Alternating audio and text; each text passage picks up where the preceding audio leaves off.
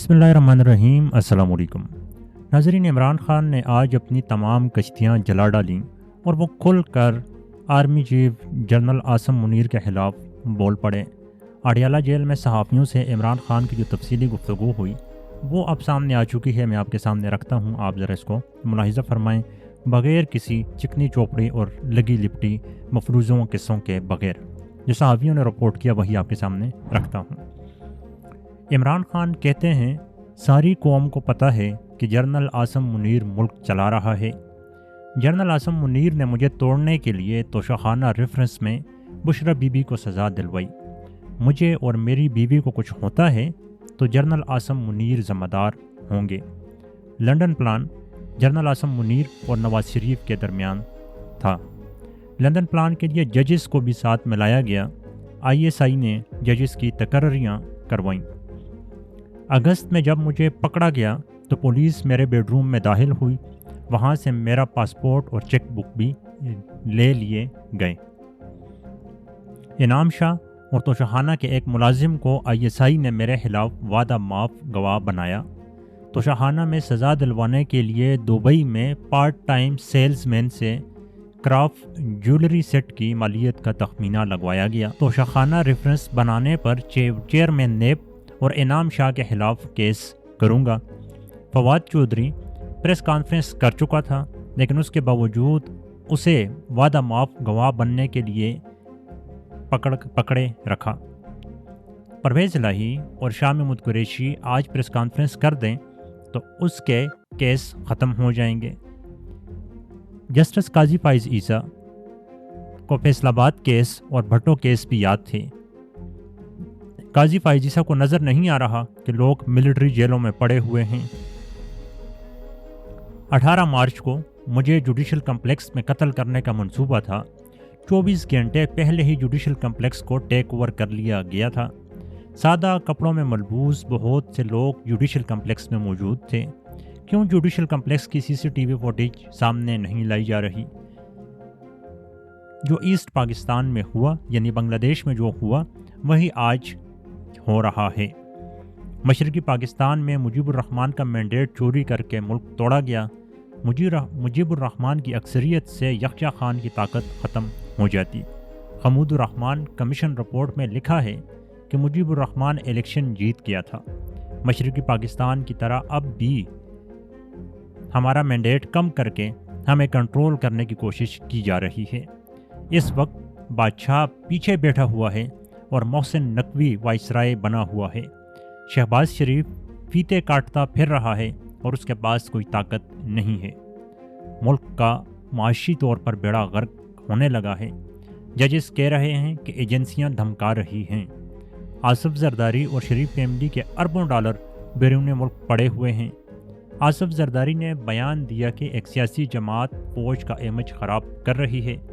जब हम इक़्तिदार में थे तो फ़ौज का इमेज आसमान पर था।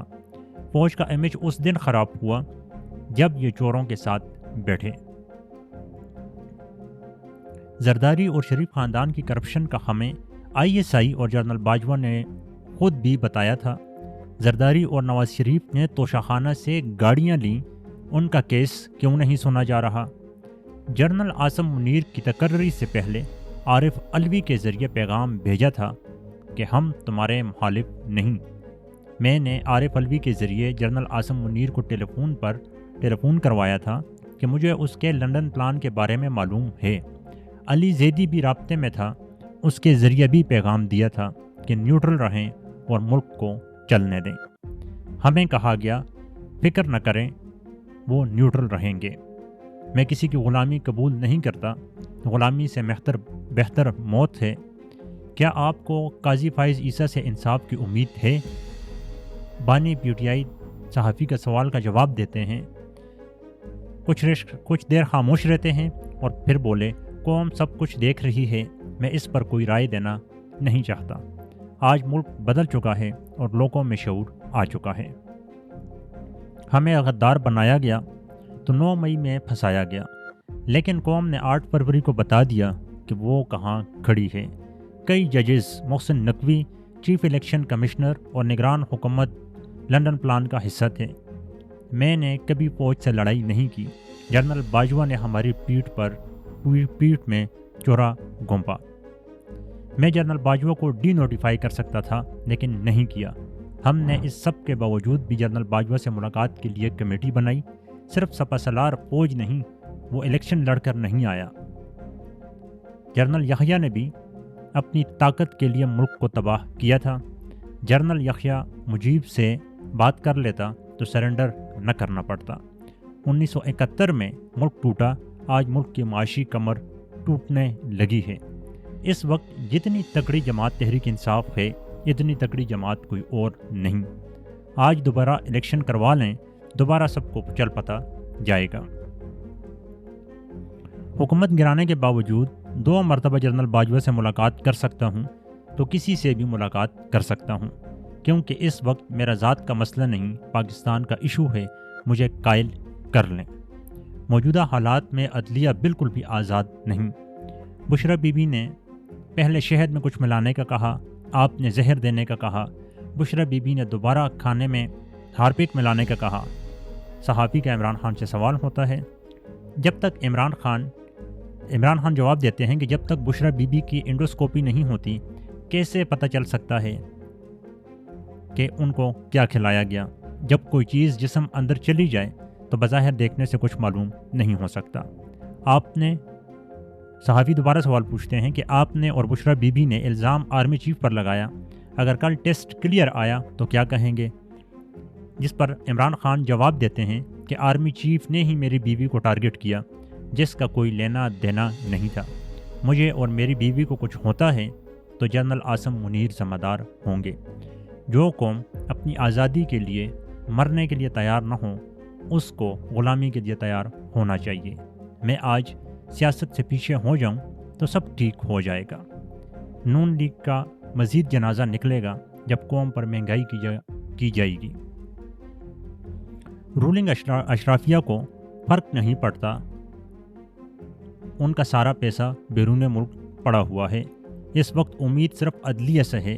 6 ججز جو کھڑے ہوئے انہیں سلام پیش کرتا ہوں۔ تمام ججز کو معلوم ہے کہ کیا ہو رہا ہے۔ ججز ملک کے مستقبل کو بچائیں، کیونکہ سرمایہ کاری صرف قانون کی بالادستی سے آ سکتی ہے۔ جس ملک میں ججز کو دھمکیاں مل رہی ہوں وہاں کون سرمایہ کاری کرے گا؟ اس وقت قوم ججز کی طرف دیکھ رہی ہے۔ ججز نے قانون کی بالادستی کو قائم کرنا ہے تو ہی ملک میں سرمایہ کاری آنی ہے۔